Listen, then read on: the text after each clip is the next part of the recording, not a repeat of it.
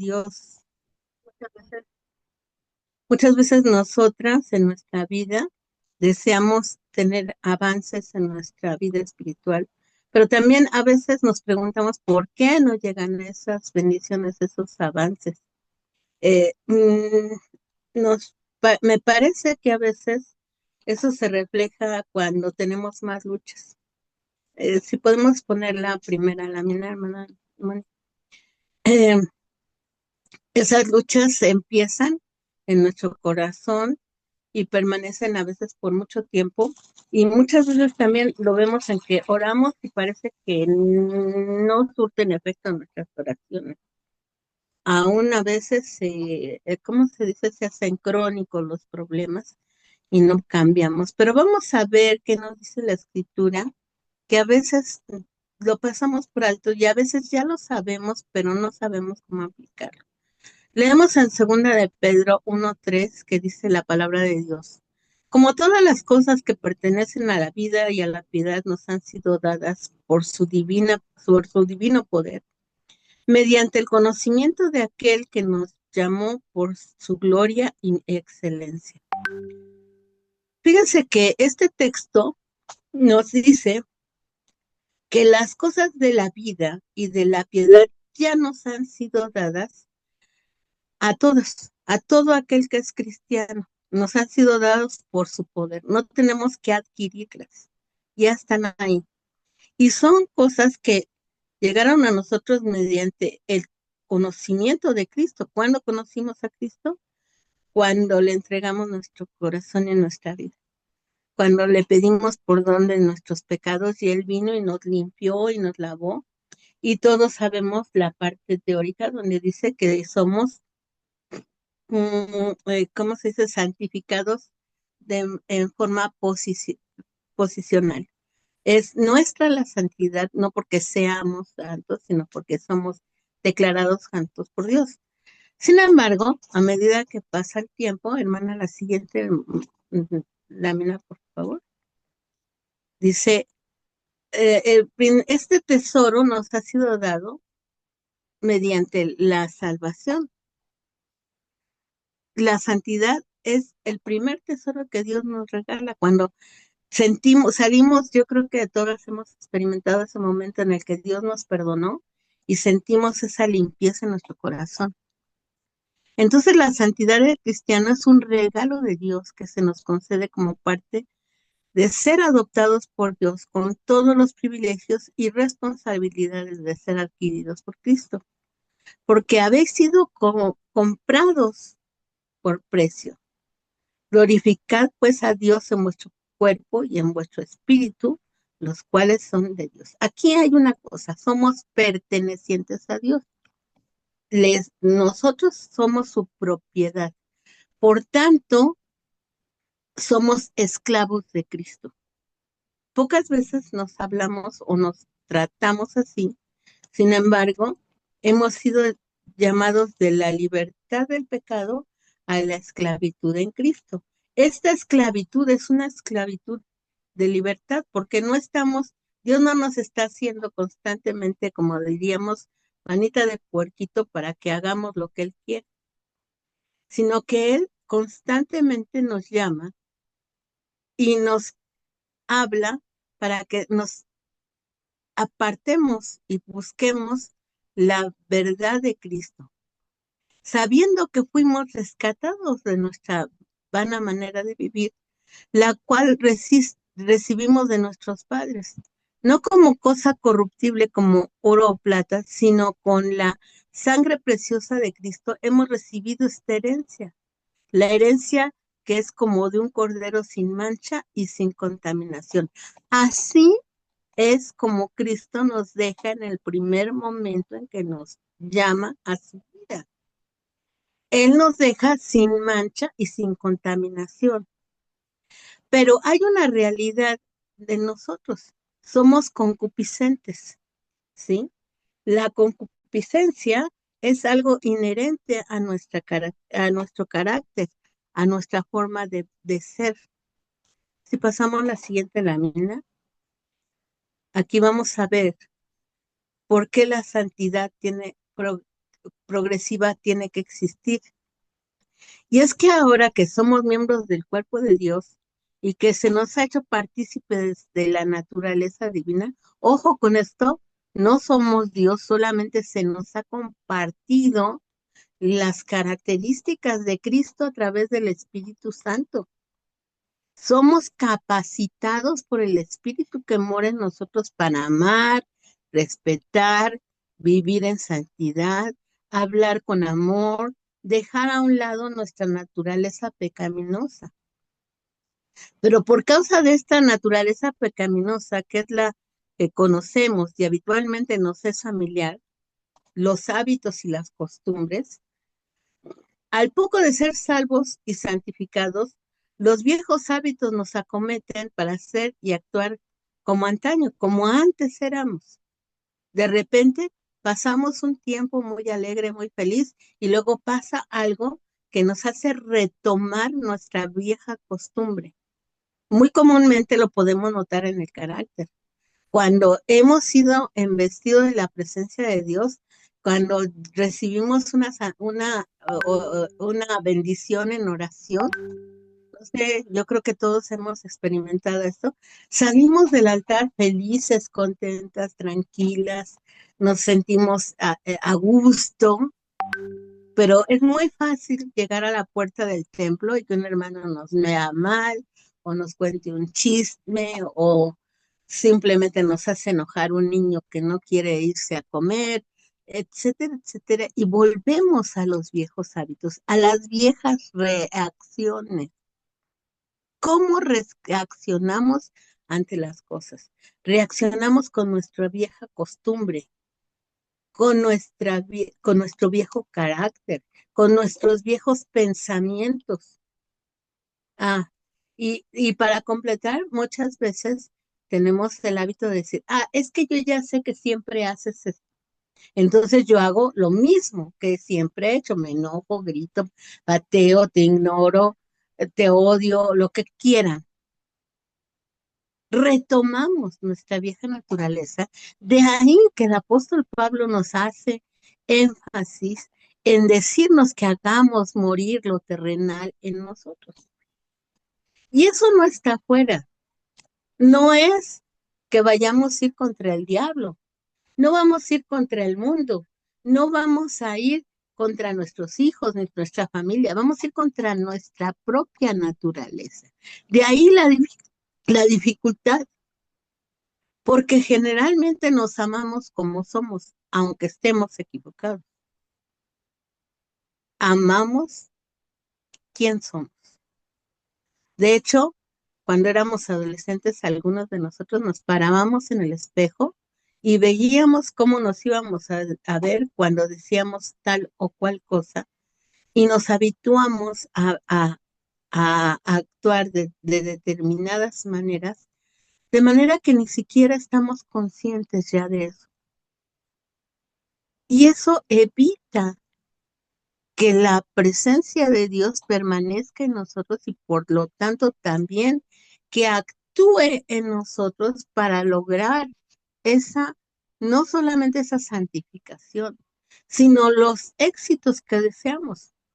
¿Cuántos de nosotros quisiéramos orar por los enfermos y que sanen en la primera oración? ¿Cuántos de nosotros quisiéramos salir a la calle, hablarle de Cristo a alguien y que esa persona, nada más porque sienta la presencia de Dios, se entregue al Señor? Pero parece que hay un freno y normalmente ese freno está sostenido por Satanás, que usa nuestro pecado para estorbar la bendición, para estorbar la gracia y para darnos el fin que queremos. Sin embargo, el Señor dice que Él sabe nuestro fin. Él lo sabe. Él sabe lo que queremos. Pasamos a la siguiente lámina. ¿Qué son la vida y qué son la piedad? En el principio de este texto que leemos, que hemos leído como introducción, dice, como todas las cosas que corresponden a la vida y a la piedad nos han sido dadas. Ya estamos capacitados, armados y vestidos de esta vida y de esta piedad. ¿Pero qué son la vida? Bueno, la vida principalmente no tenemos que ir a buscarla lejos. Todos sabemos que Juan nos dice que Jesucristo dijo, yo soy el camino, la verdad y la vida. No hay pierde. Es imposible ser cristiano y no reflejar la vida de Cristo. Y con todo lo que eso implica que vamos a tener lo mismo que Cristo. Amor, gozo, paz, paciencia, porque Cristo todo eso lo reflejó en su ministerio. Pero para eso hay que entender lo que es la piedad. La piedad, pues muy comúnmente, a mí me viene a la mente cuando lo oigo, la escultura de Miguel Ángel ahí con la Virgen y la imagen supuestamente de Cristo teniendo piedad del dolor de Cristo. Pero esa no es la piedad. La piedad es la parte de la vida de devoción sincera a Dios que nos caracteriza que se caracteriza por la obediencia a sus mandamientos y a sus acciones prácticas del bien y el amor, activos para con otros. Y aquí quiero enfatizar varias veces las palabras. En primer lugar, la obediencia a sus mandamientos. Cada vez que nosotros encontramos un condicional en la Biblia, dice, si obedeces mis mandamientos, si guardáis mis mandamientos, sí, y entonces no nos damos cuenta y muchas veces ignoramos, y no por ignorancia, sino porque no le hacemos caso, que la obediencia es la base de nuestra santificación y también de nuestro poder y capacidad para vencer en las luchas. Pero esto no es algo etéreo, es algo práctico.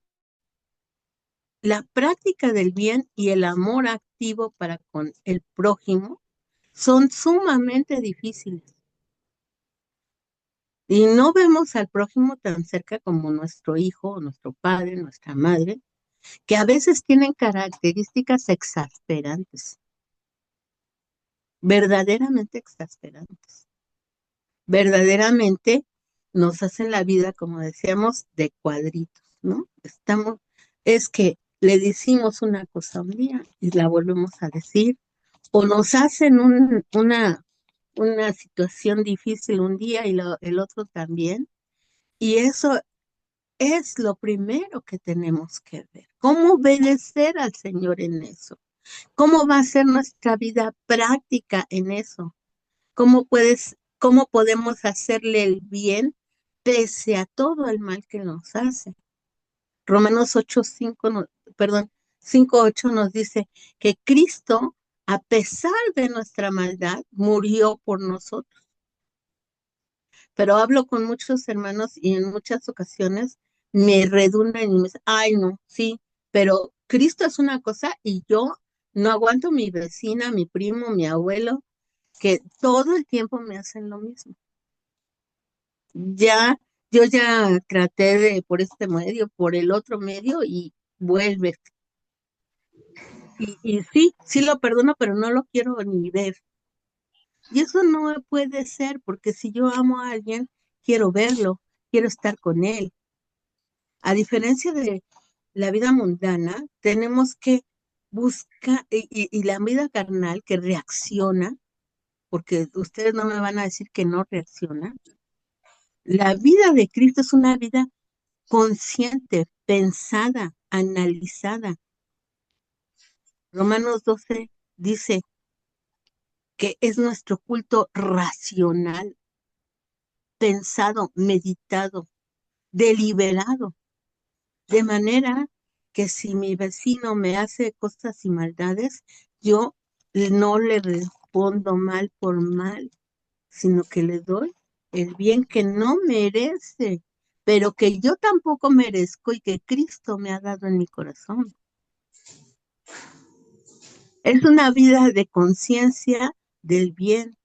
A veces estamos demasiado conscientes del mal. La vida del mundo es una vida de reacciones que no meditan las consecuencias. consecuencias.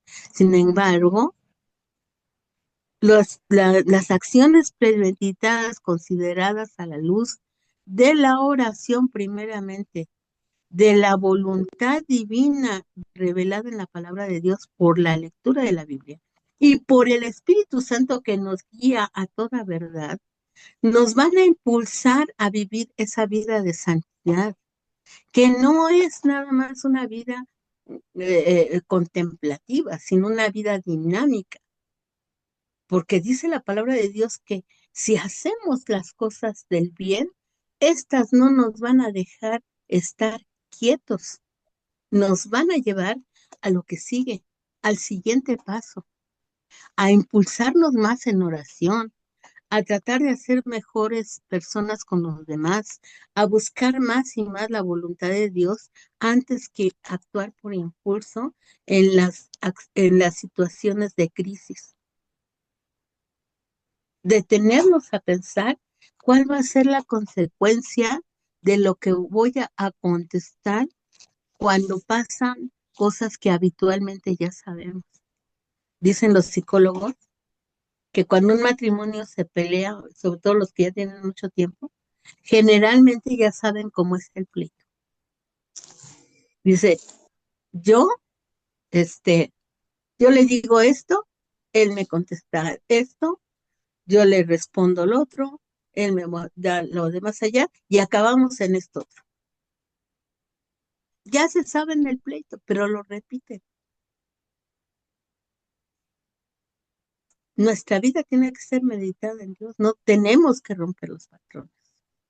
Esos viejos hábitos y nuestra naturaleza siempre van a conspirar para alejarnos de la santidad y de la bendición que Dios nos ha prometido. Para que esto suceda, tenemos que fomentar principalmente la templanza o dominio propio. Y de esto ni queremos hablar. Es muy raro que alguien predique acerca del dominio propio, porque pues creo que cuando tocamos esto, a todos nos toca. Todos faltamos en el dominio propio de alguna manera. El que le da flojera al domingo ir a la iglesia y no va, no tiene dominio propio. El que debe de leer la Biblia y tiene mucho sueño y prefiere ver la televisión, no tiene dominio propio. El que tiene que leer la Biblia y se esfuerza, pero se queda dormido y no toma una medida como pararse y leer en voz alta, no tiene dominio propio. El que fomenta todas esas cosas en que permiten que nos dominen la carne, nos demuestra que no tenemos el dominio propio requerido para crecer en nuestra vida espiritual y seguir el hábito de la santificación progresiva.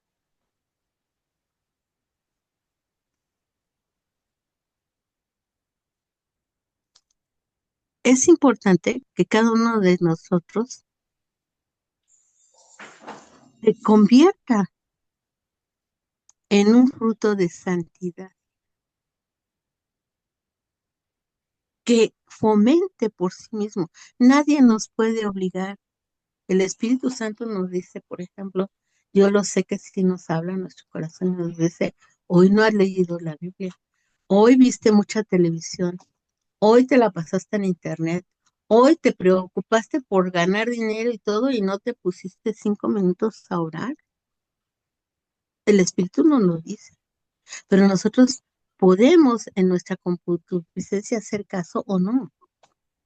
Al ser concupiscentes y buscar de nuevo los pecados y costumbres que de nuestra propia naturaleza hemos conocido, nos falta no solo por nosotros mismos, sino también por nuestra educación, nuestra manera mundana de sentirnos seguros, nuestro entorno familiar, social o religioso son, cuando no fueron en Cristo y aún habiendo nacido en un hogar cristiano, son lo que nos aleja de Cristo y nos mantienen sin el Espíritu Santo.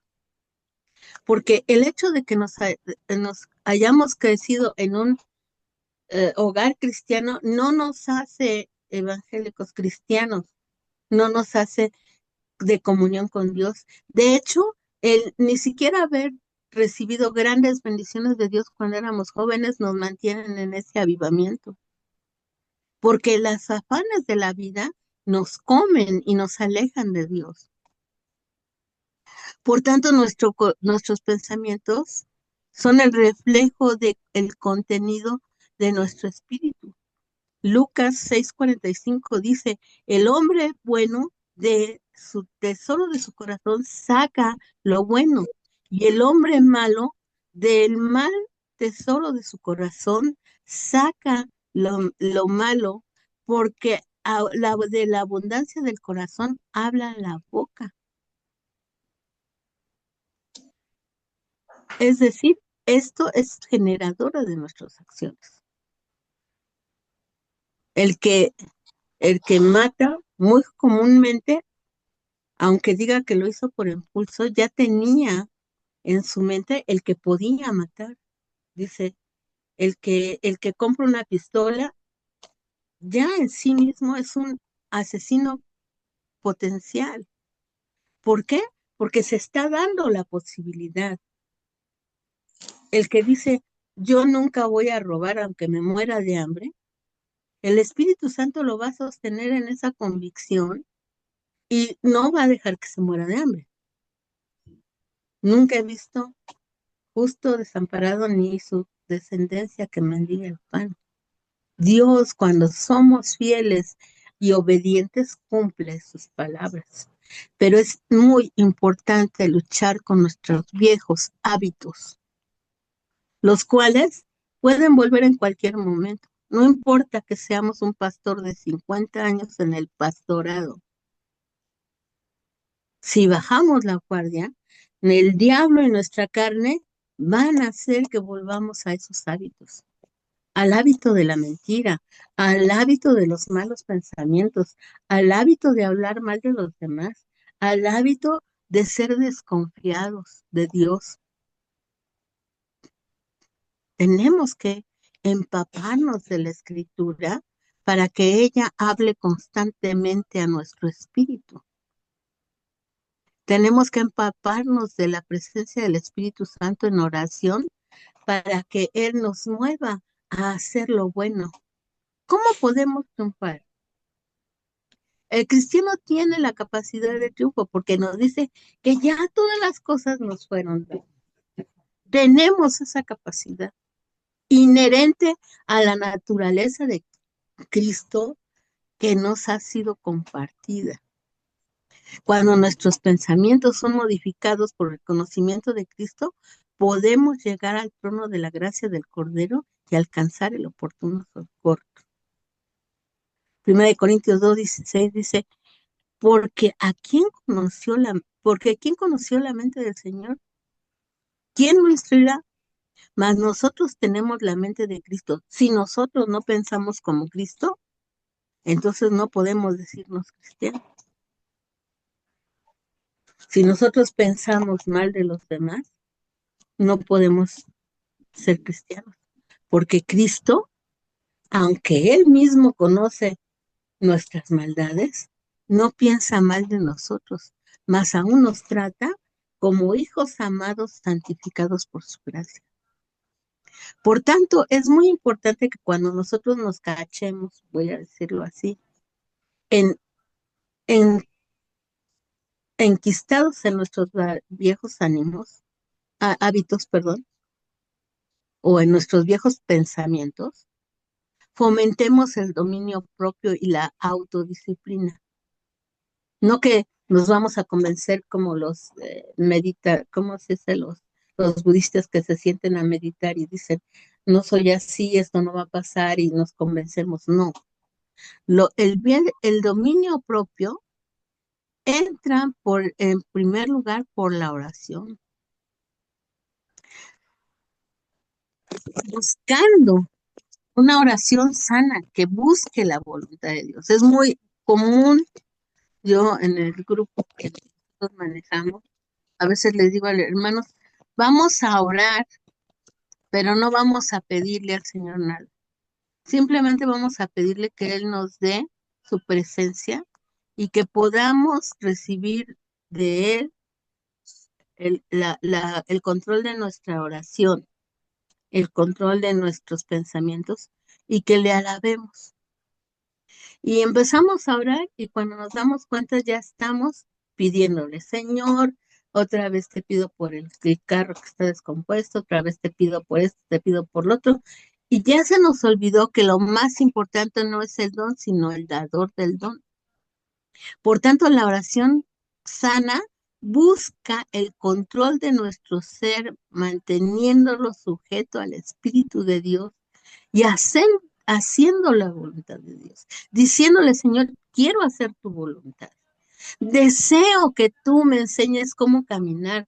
El Salmo 143:10 dice, enséñame a hacer tu voluntad porque tú eres mi Dios. O, o es eso, o el Dios soy yo, porque yo soy el que mando y digo, Señor, quiero que me des esto, quiero que me lleves a tal lado, quiero que me cuides, quiero que me... Y entonces yo soy el que manda. Y no estoy pidiéndole a Dios que Él haga su voluntad en mí. No le estoy rogando a Dios que Él me haga como Él quiere que yo sea. No podemos esperar que nuestros hijos, nuestra familia, cambie en sus errores si nosotras mismas no estamos dispuestas a cambiar en los nuestros. Y más bien a dejar que Dios modifique nuestros pensamientos y nuestras conductas. Que, que, esa, que esa voluntad de Dios revelada en la Biblia es el cimiento de nuestra santidad. La voz del Espíritu Santo es el cimiento de nuestro perfeccionamiento. A medida que buscamos más a Dios, más y más Dios va a llevarnos a ese camino de perfección. Y no para que nos sentamos muy padres, sino para que estemos bien conscientes de cuán difícil es para nuestra vida hacer la voluntad de Dios. Pero esto Esto que le estoy diciendo de la lectura de la Biblia y la llenura del Espíritu Santo son la fuente del poder para vencer, sin estorbo, y recibir las bendiciones que anhelamos. Primera de Juan 5:14 dice, y esta es la confianza que tenemos en Él, que si pedimos alguna cosa conforme a su voluntad, Él nos oye. Pero si sabemos que Él nos oye, en cualquier cosa que le pidamos, es porque también estamos actuando conforme a su voluntad. Por lo cual podemos recibir de Cristo poder para tener templanza y dominio propio. También decirle, Señor, ayúdame a estar bajo control. Ayúdame a controlar mi boca para comer, para hablar, para pensar, para proferir bendición y no maldición, para proferir sabiduría y no palabras necias. Es muy importante que dice la palabra de Dios que el Señor Jesucristo, en la noche en que fue entregado, dijo estas palabras. Dijo, ejemplo lo les he dado para que conforme yo he hecho, ustedes también lo hagan. Así que si Él pudo hacerlo, nosotros debemos poder. Por tanto, tenemos un gran sumo sacerdote que traspasó los cielos, Jesús, el Hijo de Dios. Detengamos nuestra profesión, dice, retengamos lo que nos fue dado, nuestra confesión de fe, porque no tenemos un sumo sacerdote que no pueda compadecerse de nuestras debilidades, sino uno que fue tentado en todo según nuestra semejanza, pero sin pecado. No tenemos dominio propio, no podemos controlar nuestro propio carácter, tenemos malos hábitos, tropezamos en nuestra vida espiritual. Pues confiadamente acercámonos, pues, al trono de la gracia del Cordero, para alcanzar misericordia y hallar gracia para el oportuno socorro. En esta hora yo los invito, acerquémonos confiadamente. El que, el que murió por nosotros, lo hizo, él triunfó, y nosotros con él. Él fue probado en la carne para que él renunciara para que él reuniera, perdón, él fue probado en la carne, para que él renunciase al propósito del Padre para su vida. Cristo sabía las consecuencias de la obediencia y del dominio propio. Por eso triunfó sobre sí mismo, sobre el pecado y sobre Satanás y sobre el mundo. Por lo cual Dios le dio un nombre que es sobre todo nombre. Y por él nos prometió la corona de justicia. A nosotros también, para que peleando legítimamente, nosotras podamos triunfar sobre nosotros. No tenemos que vencer al mundo, tenemos que vencer en Cristo lo que somos, o más bien lo que fuimos, los malos hábitos y las malas características que Satanás, el mundo y nuestros viejos costumbres pusieron en nosotros para que vivamos para la gloria de Cristo. Que Dios las bendiga.